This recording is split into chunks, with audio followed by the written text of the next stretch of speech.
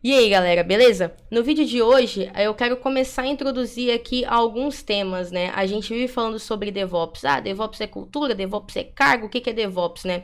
A gente fez um assunto na live, numa live que a gente teve agora há pouco, muito interessante, que foi sobre a cultura DevOps, mas não só falando, ah, DevOps é cargo, DevOps é cultura, DevOps ajuda a alinhar pessoas, não, mas sobre como os acrônimos de DevOps, né, como ICE, como Triways, como o Calms, eles se correlacionam. Então, eu vou começar hoje falando um pouquinho de Calms. Os próximos vídeos eu vou estar falando de outras coisas também, que não são nada a ver com isso, são sobre Docker, Kubernetes, sei lá, que são assuntos pendentes do canal, mas vou trazer em algum momento também vídeos sobre o que é ICE e o que é Triways, e também um vídeo sobre como essas coisas elas se correlacionam. Até escrevi aqui, até fiz aqui um diagramazinho para vocês entenderem um pouco melhor. Qual que é a ideia? A ideia é essa, a gente conseguir correlacionar essas coisas para ter um embasamento mais sólido aí do que é a cultura DevOps, e não ficar só no, ah, isso é cargo, isso é cultura, o que é isso, ou então, ah, como começar em DevOps, não sei o que. Eu acho que você se aprofundando mais nesses conceitos que aprofundam e enraizam mais a cultura, mas não só do lado pessoal, como também do lado técnico, vão conseguir ajudar você a entender um pouco mais DevOps. E hoje a gente vai começar um pouquinho falando de Calms, né?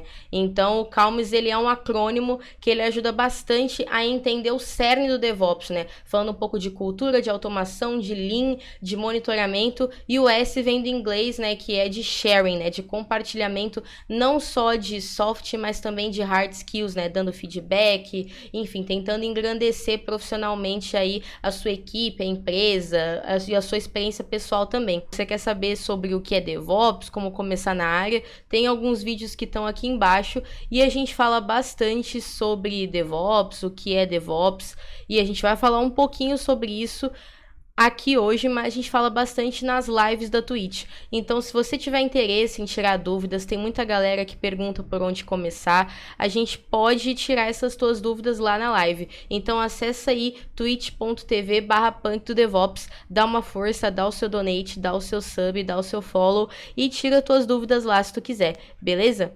Vamos lá então. Bom, DevOps, como todo mundo tá mais ou menos ligado, né? É uma cultura, e essa cultura eu acho que a gente consegue resumir bem pelo acrônimo do Calms, né? O que é Calms? Calms é uma sigla que ela vem do inglês, mas ela em português também significa mais ou menos a mesma coisa nas siglas, né? Nas palavras, que é Culture, que vem de cultura, Automation, que vem de automação, Lean IT, então são formas aí de você automatizar o seu... Quando você começa a colocar processos em DevOps através de Lean, com foco, pensando, né, nesse processo com foco em TI, né, Measurement, que é quando você está pensando em metrificar, né? Então é aquela coisa, se eu não metrifico, né? Se eu não tenho dados, eu não sei se aquilo está acontecendo ou não. Por isso que é importante você metrificar. Não só em relação à aplicação, né? Quando a gente está falando de observabilidade, Grafana, etc., mas em relação a pessoas também. E a gente tem o S de sharing, que acho que é o único que sai ali um pouco da roda, que é de compartilhar, né? Então seria um calc em português. Então, eu vou deixar esse artigo embaixo aí no YouTube, que é da Stabilis. Ele é bem bom. Inclusive, acho que a Stabilis, ela tem outros artigos no blog dela sobre DevOps e tal. E aí... o que seria cultura, né? Mergeando, né? E falando um pouquinho sobre DevOps, né? A cultura é tudo que permeia não só o próprio time, né? Como a empresa inteira, né? Quando a gente fala em cultura DevOps, não é para tipo assim, a gente tem um time de DevOps provisionando infra pra gurizada, né? Senão isso vira o sysadmin, né? Então o DevOps ele vai além do sysadmin, né? É você provisionar, é você pensar em infraestrutura, é você pensar na qualidade daquela infraestrutura, e aí você acaba até pensando na qualidade daquelas aplicações que vão ser contempladas com aquela infraestrutura. Então volta e meia, no meu trabalho atual, a gente se pega tipo, poxa, isso aqui não precisava ser assim nessa aplicação, poderia ser assado, ia ser mais fácil, a gente poderia fazer uma refatoração, etc. Ou então, se a aplicação é muito capenga, a gente poderia pensar em rebuildar, etc. Então, Quando a gente pensa em cultura, a gente pensa nessas outras letrinhas, né, nessas outras palavras desse acrônimo e nessas outras siglas, né, ICE, Three Ways também, que não é bem uma sigla, mas também é uma metodologia, para todo mundo. Então, não só para a galera de TI, mas, por exemplo, como a gente pode começar a automatizar os nossos processos de RH? Como que a gente pode automatizar o nosso marketing? Existem ferramentas de marketing para isso, mas também o DevOps não virá, tipo, só ferramental, porque se a gente não tem isso sincronizado com as equipes, então, por exemplo, se a gente não tem uma pessoa de DevOps que está pensando na aplicação do time A, do time B, do time C, só na do time C, então a gente não tem uma cultura consolidada. Então, provavelmente o time A e o time B, eles vão ter problemas de ambiente, vão ter problemas de teste, vão ter problemas para criar uma pipeline, para entregar aquilo para o mesmo cliente, né? Porque se é numa empresa, provavelmente é o mesmo cliente mais rápido ou de uma forma mais proveitosa. Então, o impacto negativo de um, assim como o positivo, também impacta no de todo mundo. Automação. Então, quando a gente está falando em automação, é mais ou menos isso que eu já falei, né?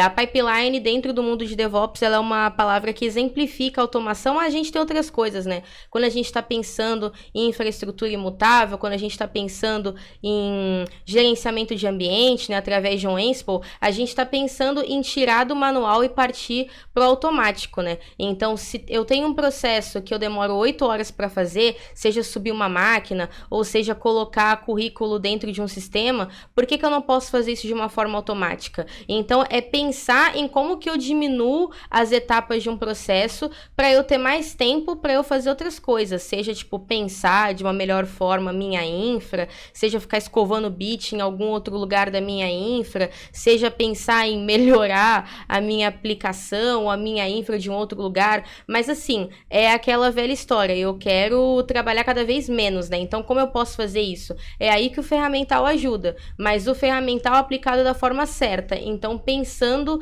na cultura que eu acabei de falar, então como que eu posso diminuir, como que eu posso entregar melhor. E o Lean IT, ele é basicamente como você pode entregar valor para a empresa, como você pode otimizar processos. Então eu acho que o Lean IT, ele se resume em processos. Então, o que são os processos, né? Como que eu posso, ao invés de, tipo assim, como é que sobe essa máquina? Ah, é uma zona, cada um sobe de um jeito na AWS. Não, existe um processo. Pô, você tem que entrar no EC2, o security group tem que ser esse, tem que ser no padrão tal, tem que ser com essa imagem, enfim. Então, como que eu posso criar processos, mas sem ficar algo burocrático, senão você perde no padrão de automatização. Measurement. Então, como você começa a mensurar a sua infra, né? Então, é aquela coisa que eu falei no começo, eu volto a repetir. Se você não tem dados, se você não tem informações, aquilo não existe. Então, vamos supor, acontece uma atualização de uma major ou de uma minor, sei lá. E aí você não tem nenhum log dessa informação, de que quando virou a versão, deu um pau, deu um problema. E aí, tipo assim, pô, e agora? Como é que eu vou saber o problema? Porque mesmo que o problema exista, na real ele não existe, né? Porque o software em si, ele não tá testando nenhum problema. Então é muito importante que a gente tenha logs, mas observabilidade que faz sentido, né? Então eu acho que uma outra coisa que eu indico para vocês, eu pretendo falar no canal mais para frente, é sobre 12 Factor App, né? Que é uma coisa que a galera já falou bastante, e que acho que muita gente já deve estar careca de saber, mas eles têm uma parte lá falando sobre logs, né? Como que você trata os seus logs como event streams. Então assim, como mensurar, né? Mas assim, não fazer aquele... Como monitorar, né? Mas não fazer aquele monitoramento burro, né? Porque quando você monitora com várias aplicações de vários lugares, você no fim não olha nada, né? Então, se eu tenho um monitoramento no VitorOps que me liga, mas eu tenho 2 canais do Slack que me alertam, mas aí eu também tenho o Grafana, eu tenho o Greylog, eu tenho isso, eu tenho aquilo, eu tenho Kibana, eu tenho não sei o quê, você não vai olhar nada, entendeu? Então, é interessante que o monitoramento ele seja preciso, que as coisas que alertem façam de fato sentido, para quando apitar você sabe que realmente é um problema e não que é um lixo no alerta, porque aí quando você tem muito lixo no alerta, quando alertar de fato, e aí você sempre ignora tudo, quando alertar de fato, vai ser mais uma coisa que você vai ignorar e na real era um problema. E aí você vai diminuir o seu tempo de reação, o cliente vai começar a gritar, a galera que é de suporte da empresa vai começar a gritar, vai começar a apitar, né? Vai começar a reclamar. E aí você poderia ter reagido antes, ou você poderia, mesmo que ele soubesse do problema, já ter alertado, tipo, olha, a gente já tá vendo isso. E não ser o último a saber, mesmo que você tenha todas as ferramentas para ser, na verdade, a primeira pessoa a saber, né?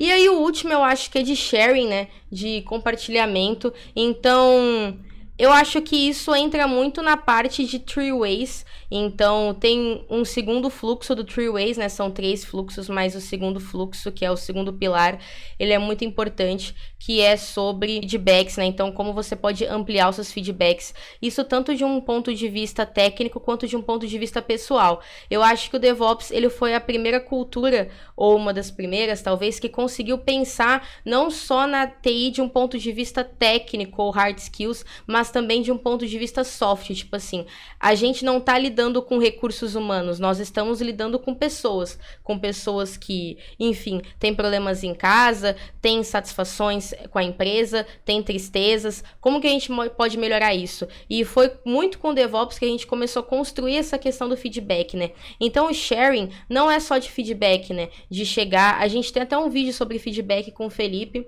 imenso Felipe Python, que a gente tem uma live grande, extensa, mas quem quiser aí, a gente dá várias dicas sobre feedback técnico e também feedback em relação a soft skills, mas também sobre como compartilhar conhecimento é importante, porque se só eu sei aquilo na equipe, tem muita gente que acha, mas não sei o que, mas aí então eu vou ser demitido, sendo que tipo assim, na maioria massiva, muito chablau das vezes não, tá ligado? Porque o que vai acontecer é o seguinte, você vai represar aquela informação só em você, você vai ser o único ponto de foco quando acontecer qualquer problema, você vai ficar extremamente sobrecarregado quando der um problema naquilo que só você vai saber. E recentemente, né, em relação a soft skills, as pessoas elas têm reparado muito nisso, não só tanto no hard, né, mas as pessoas têm reparado, tipo, você é uma pessoa que sabe lidar com a equipe, você é uma pessoa que compartilha seu conteúdo, como que você dá feedback para as pessoas? Então, isso são pontos que são muito importantes. Óbvio, né, que com o mercado extremamente aquecido, infelizmente ainda se contrata pessoas que são muito mais hard do que soft skills. Mas vem se criando uma mentalidade para que exista um equilíbrio sobre essas coisas. Até porque, por exemplo, um tech lead, uma pessoa tech lead, ela não tem que ser só uma pessoa muito foda no conteúdo técnico dela, mas uma pessoa que sabe lidar com os estouros, com os problemas, tem que ter equilíbrio em estopins, em uma sala de guerra, etc. Então, isso são alguns pontos importantes.